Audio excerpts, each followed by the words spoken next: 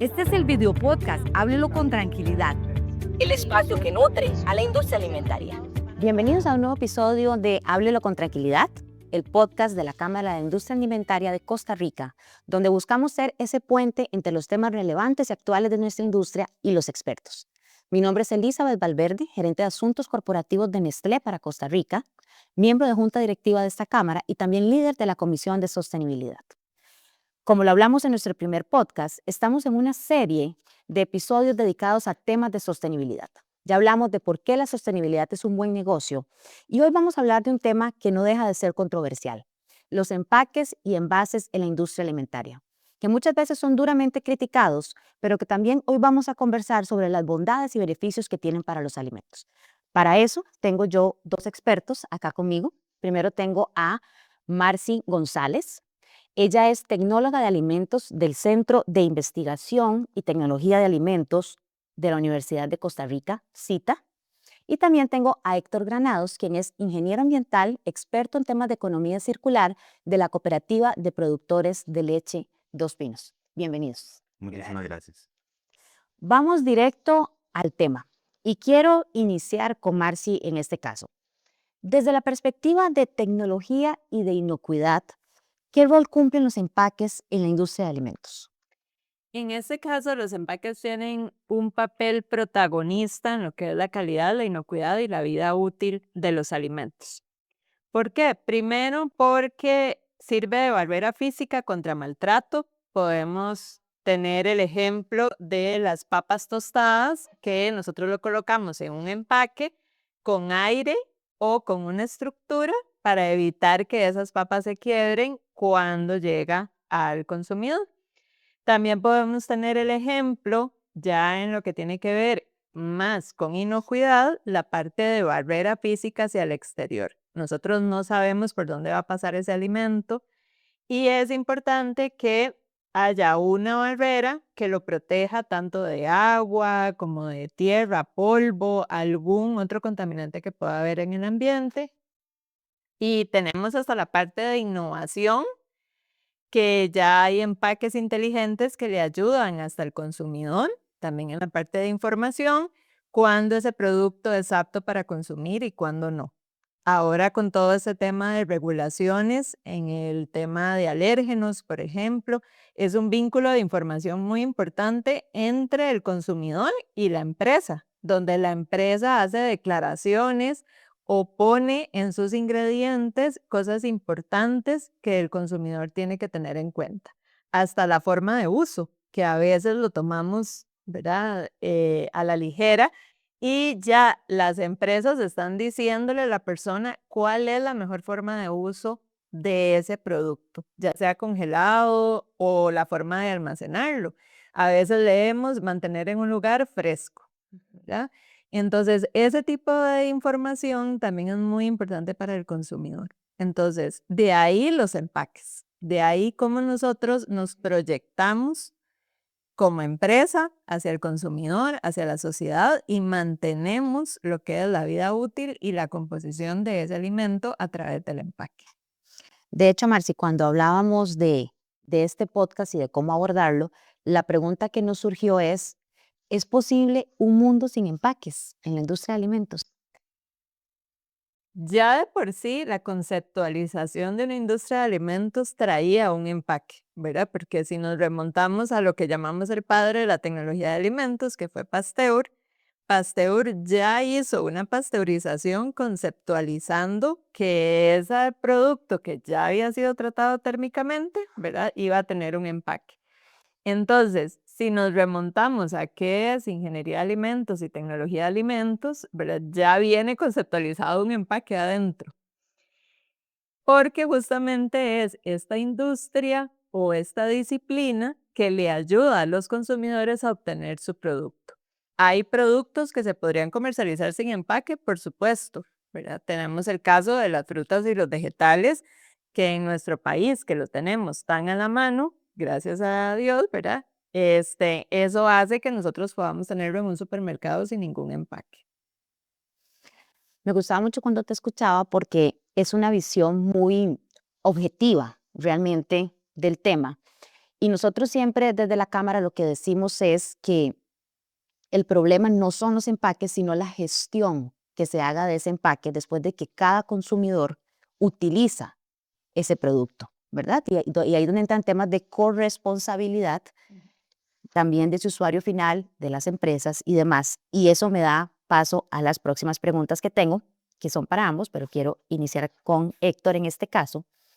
Específicamente el plástico, Héctor, muchas veces es un empaque que es incluso hasta satanizado, como decimos nosotros, ¿verdad? De alguna forma. ¿Cómo podemos hablar con tranquilidad de los beneficios que tiene el plástico en la industria de alimentos, que va muy relacionada a lo que ya mencionaba Marci, y también de los impactos que tiene, porque no podemos negar que una mala gestión produce impactos, pero cómo desde la empresa privada podemos abordarlo? Sí, creo que es muy importante mencionar uno de los principales beneficios que tiene el plástico, que es ligero, pero a la vez es muy resistente. Eso nos permite garantizar la inocuidad de los productos, pero eso también tiene incidencias en la gestión ambiental de ese material. ¿Por qué es problemático este material? Bueno, precisamente por eso. Al ser tan resistente, no es un material que normalmente es biodegradable y tarda siglos en descomponerse. Entonces, eso nos obliga a recuperar ese material del ambiente para poderlo gestionar precisamente de manera responsable, poderlo valorizar. Y otro punto importante es que muchas veces hablamos del plástico como un solo material. En realidad existen 7 tipos de plásticos y hay algunos plásticos que son más valorizables y otros menos valorizables. Entonces es muy importante también entender esa diferenciación y más bien promover plásticos que más bien sean reciclables y poderles generar un segundo valor en una economía circular.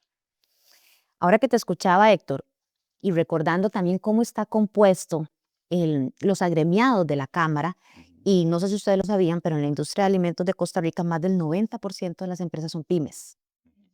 Entonces, tal vez un mensaje o ese primer mensaje clave a las personas que nos escuchan, principalmente de pymes, ¿qué tipo de plástico estamos utilizando? ¿Es reciclable? ¿No lo es? Quizás haya una opción que sea reciclable y no la estoy tomando en cuenta porque no me he tomado tal vez tan siquiera ni la tarea de investigar. Entonces, bueno, preguntémosle a nuestros proveedores, hagamos la consulta y si hay una opción que es viable de utilizar y que es mayormente reciclable, pues avancemos hacia esa opción.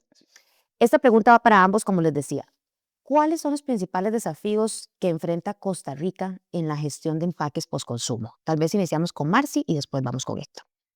Primero que todo, es concientización de la población, por lo menos así lo veo yo, ¿verdad? Porque muchas personas siguen sin reciclar, muchas personas siguen sin conocer si el empaque que están desechando se puede reciclar o no. Y eso es una problemática bastante generalizada.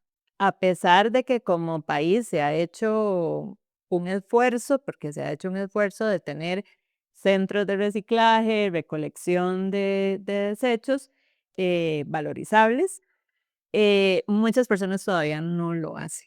Entonces yo creo que se podría empezar por lo que es educación y concientización, pero además también del empresario. Creo que se mencionó por parte de ambos que la elección de ese empaque es vital. Tenemos muchos tipos de empaque, hablando de plásticos, tenemos muchos tipos de plástico y a veces la pyme no es bien asesorada en cuál es el tipo de plástico correcto para el producto y que se pueda valorizar posteriormente. Entonces yo creo que aquí es una situación de información de ambos, de consumidor y de empresario o de pequeño productor. Sí, Héctor. sí, reforzando ese punto, hoy por hoy la tasa de reciclaje en el país es muy baja. Si nos comparamos con otros países, sigue siendo muy baja. Hay retos a nivel de la separación en la fuente, es decir, de los mismos consumidores que hagan separación. También tenemos retos en que los costos logísticos para poder recuperar esos materiales es muy alto. Muchas veces también tenemos problemas de capacidad instalada en el país, especialmente en plásticos. En algunos casos tenemos que exportar el plástico a otros países para que en otros países sea reciclado. Entonces, son retos que tenemos, sin embargo, también tenemos pues otros fortalezas, ¿verdad? El consumidor en realidad es muy consciente en estos temas, en el tema, digamos, de la sostenibilidad. Entonces, hay que trabajar, digamos, sobre esas fortalezas que tenemos, esa conciencia que existe para poder aumentar la valorización y la recuperación de estos materiales y poder darles un segundo uso. De hecho, ahora que los escuchaba, me ponía a pensar que yo siempre digo que poco hacemos desde las empresas con que todos nuestros empaques y envases sean 100% reciclables. Si en el momento en que el consumidor hace uso de ellos en su casa, no decide separarlos de sus residuos ordinarios, ¿verdad? Porque es muy difícil recuperarlos para darles una adecuada transformación y que tengan esa segunda vida útil. Entonces, también eso es un llamado. Sabemos que estamos dirigidos principalmente a esos empresarios de la industria, pero también incluso desde nuestra industria, desde nuestra operación interna, cómo estamos haciendo esa separación, muchas veces de mermas de empaques o de empaques que no cumplen, ¿verdad?, con ciertos criterios, o incluso de nuestros mismos colaboradores, ¿verdad? Cómo nuestros colaboradores están disponiendo sus residuos y sus empaques valorizables y no valorizables dentro de la compañía. Sigo con Héctor en este caso. Sabemos que hay innovaciones ya en la industria de empaques que nos permiten tanto reducir ese impacto ambiental sin sacrificar todos los temas de inocuidad y de calidad que nos explicaba muy bien Marci. Vos, desde tu experiencia en la industria y desde la cooperativa, algunos ejemplos que pudieras compartirnos de ese tipo de cambios y de avances que ya estamos teniendo en la industria de alimentos. Claro que sí. Por ejemplo, el caso del RPET, ¿verdad? El RPET en realidad es una resina reciclada del PET. Imaginémonos una botella PET, esa botella se recupera, digamos una botella ya para desecho, ¿verdad? Se recupera, se procesa, se funde y genera otra botella. Que esa botella puede ser 100% de material reciclado o puede tener cierto porcentaje de material reciclado. De esa manera tenemos un proceso circular, digamos, del residuo, y la ventaja que tenemos con el caso del PET es que es grado alimenticio. Es decir, yo puedo utilizar esa misma botella para poder almacenar productos alimenticios. Tenemos el reto de que no todos los plásticos tienen esa facilidad tecnológica, pero el caso del PET sí lo tiene.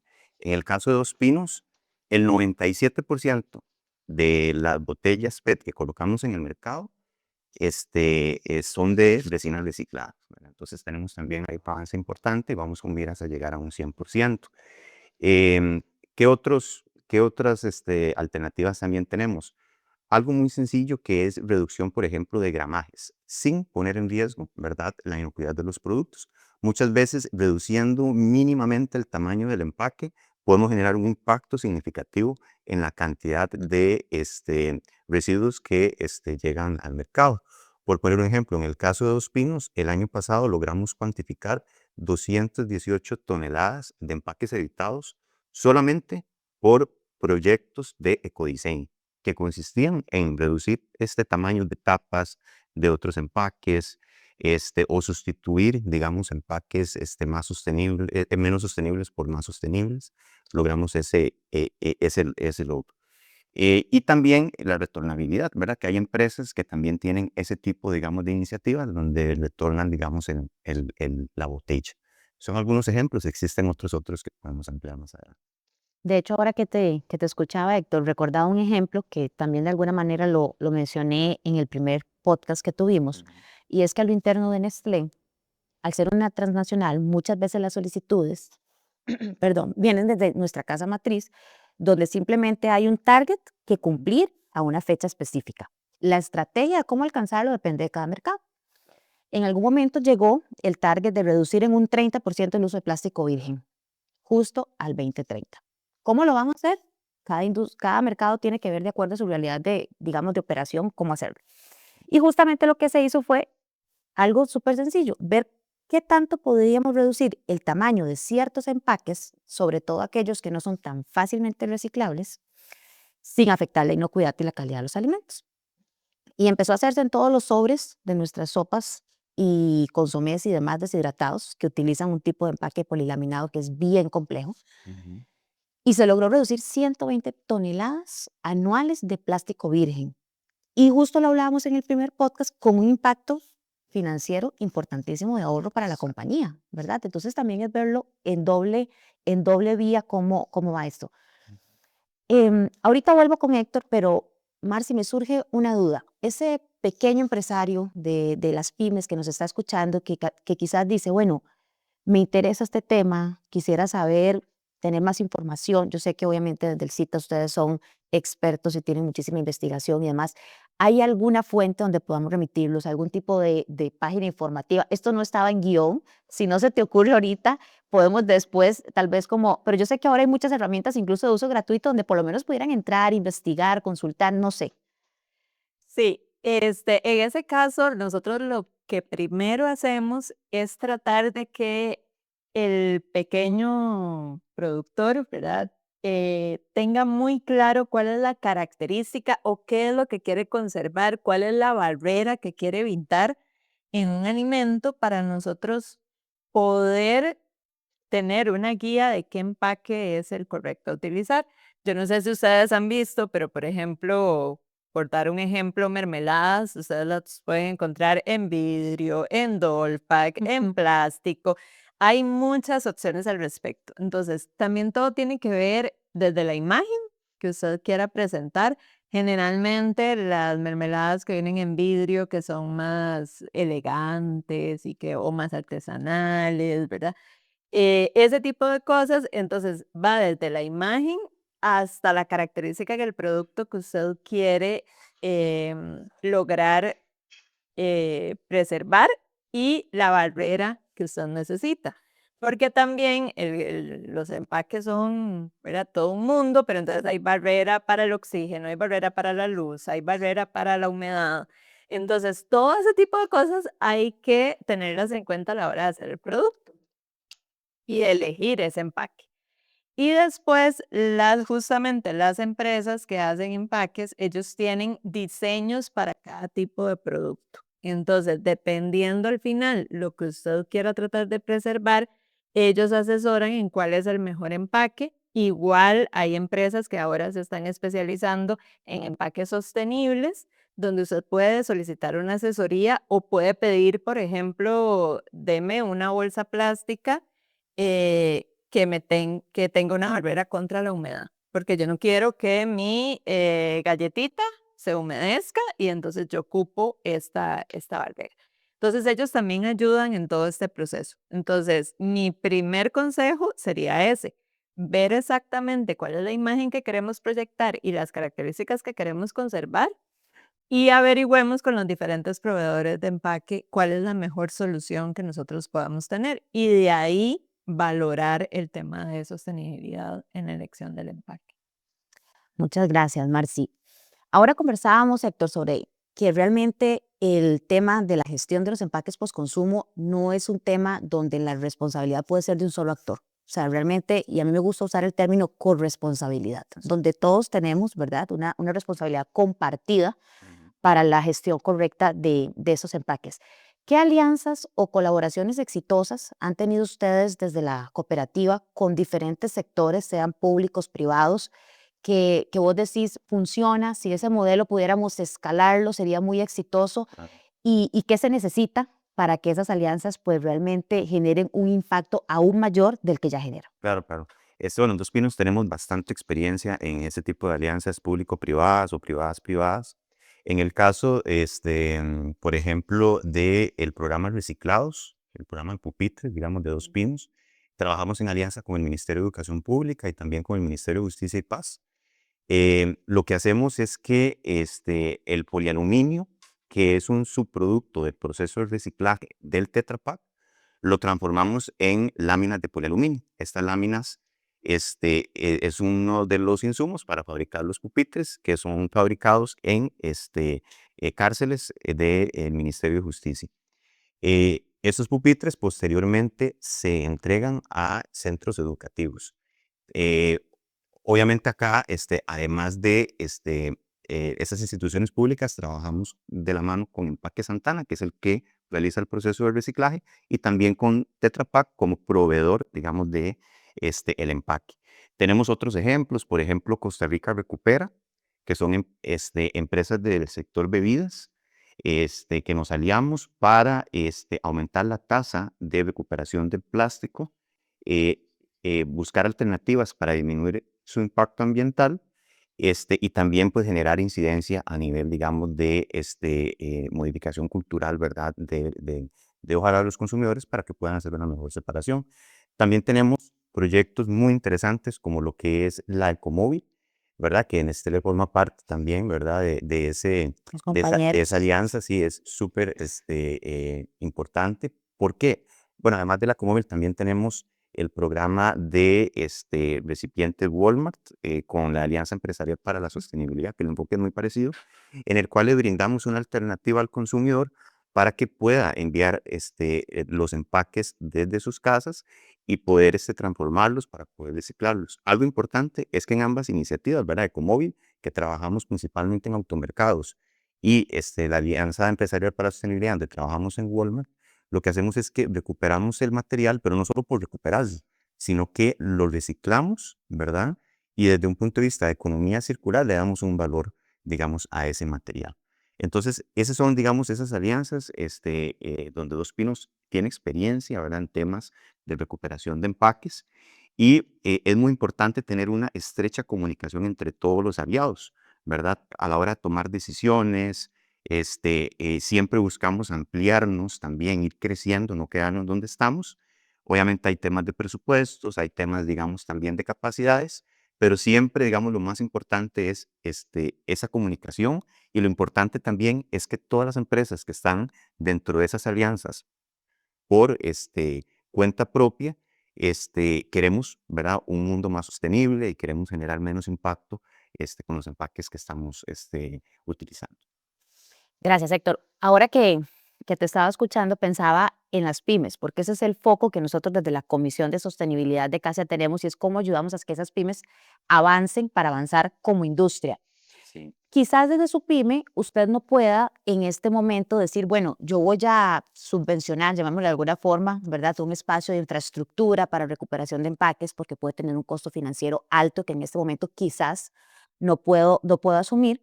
Pero lo que hablábamos al inicio, si empaco mis galletitas o mi producto en un empaque que es 100% reciclable, y ayudo de alguna forma a la educación de mi consumidor final, ya sé que mi consumidor tiene otras opciones que pueden ser de la misma gestión de residuos municipal o de esos esfuerzos que hay privados, que es importante mencionarlo, Héctor, tanto en la Ecomóvil como el caso de las estaciones de reciclaje que tenemos en el marco de la Alianza para la Sostenibilidad, donde somos compañeros, recibimos empaques de cualquier marca. No es que recibimos empaques y envases solo de las marcas que estamos ahí, es de cualquiera. Entonces, si yo como pyme me preocupo en que mis empaques ya sean reciclables, ahí estoy aportando también a la solución. Claro. Para ir cerrando, ha sido riquísima. Adelante, Marci, dale, dale. No, perdón. Yo quería agregar ahí que también los pequeños productores pueden hacer esfuerzos. Estamos muy conscientes de que ellos son los de mercadeo, los de distribución, los de verdad. En muchos casos, muchas empresas es así. Pero yo también he visto esfuerzos en pequeñas industrias haciendo, por ejemplo, TikToks o Instagram o Reels de cómo utilizar sus empaques en proyectos escolares, en proyectos del hogar, en huertas caseras. Ese tipo de cosas también ayuda a esa reutilización de esos empaques, y son proyectos que igual, basado en el consumidor que tienen, ellos pueden hacer, les da visibilidad en medios, y además es un granito de arena que contribuyen a todo esto de la sostenibilidad. Entonces, esa era una idea que tenía. De hecho, me encanta lo que mencionas, porque yo siempre he sido del criterio que logramos más si muchos hacemos pocas acciones y vamos avanzando, que si unos pocos hacemos grandes acciones, ¿verdad? Entonces es importante que todos de alguna forma desde nuestra realidad de negocio podamos aportar, como bien decías. Y justo eso me lleva a la pregunta de cierre para cada uno. Si tuvieran que darle un mensaje a ese empresario de pequeña y mediana industria que quiere ser parte de esta solución, pero no sabe por dónde empezar, ¿cuál sería como ese consejo que ustedes pueden darle? Creo que Marci por ahí ya lo abordó, pero ¿cuál sería ese consejo? Podemos empezar si quieres con Héctor y después cerramos con De Marci. acuerdo. Algo importante es comprender que ya el consumidor cambió. O sea, el consumidor hoy por hoy, por lo menos en una porción mayor, es muy consciente desde el punto de vista de sostenibilidad. Em, Y eso también nos genera oportunidades, ¿verdad? Porque podemos fidelizar al consumidor a través, digamos, de iniciativas de sostenibilidad. Podemos también generar, digamos, un impacto positivo, ¿verdad? Dándole, pues, también herramientas a las empresas para que puedan aportar de alguna manera, digamos, a en ese sentido, ¿verdad? ¿Cómo podemos empezar, verdad? Por ejemplo, lo principal y lo que yo recomendaría es poder medir cuál es nuestro impacto, es decir, medir cuántos son los empaques que hoy por hoy estamos colocando en el mercado, cada una de las empresas. Puede sonar fácil, pero en realidad muchas veces requiere de herramientas, de sistemas informáticos, pero es la principal manera de poder saber cuál es mi impacto. ¿Qué otra cosa puedo hacer? Como hablamos anteriormente, reducir los gramales, que eso genera una muy buena rentabilidad, ¿verdad? Podemos reducir el tamaño de los empaques siempre pensando en mantener la inocuidad de los productos. Y lo otro que también recomendaría es participar en alianzas, ¿verdad? Unirnos como industria, unirnos como empresas. Ecomóvil es un buen ejemplo, ¿verdad? Pero estoy seguro que en un futuro pueden haber otras más importantes en los cuales, pues, las diferentes empresas pueden unirse para generar, digamos, un mayor esfuerzo en estos temas de recuperación. O muchas más ecomóviles, que tengamos ecomóviles por todo el país y que somos muchos unidos, los costos también se diluyen y todo funciona mejor. Marci. Bueno, de mi parte, de forma general, en la parte de sostenibilidad, mi principal consejo sería qué granito de arena podemos nosotros aportar. Tanto lo que tiene que ver con manejo de desechos, como lo que tiene que ver con el tipo de empaque que nosotros utilizamos, todo es un granito de arena hacia la sostenibilidad. Entonces, aunque nosotros pensemos que no podamos hacer nada al respecto, siempre podemos aportar eso. Entonces, es justamente valorar en su empresa cuál es ese pequeño proyecto o ese gran proyecto, si ustedes ya están listos para hacerlo, para lograr esa sostenibilidad. Entonces, de mi parte sería motivarlos a tener esa iniciativa y dar ese primer paso para que, como decía Héctor, nuestro consumidor ya cambió y yo creo que ellos valoran mucho cuando nosotros hacemos un esfuerzo por ellos en esta parte de sostenibilidad. Así que ese sería mi...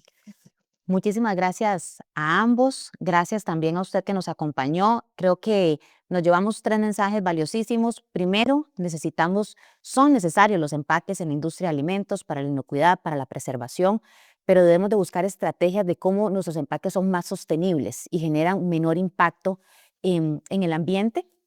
Lo segundo, las alianzas son clave. Toquemos la puerta de proveedores, de clientes, de distribuidores, de empresas de la competencia para generar alianzas.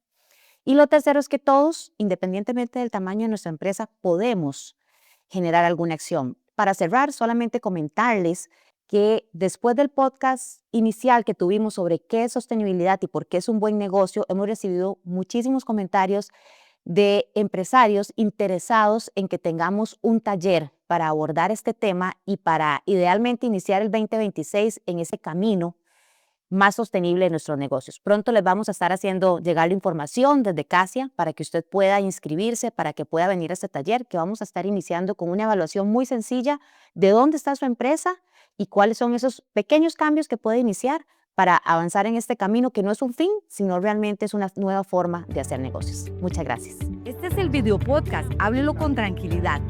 El espacio que nutre a la industria alimentaria.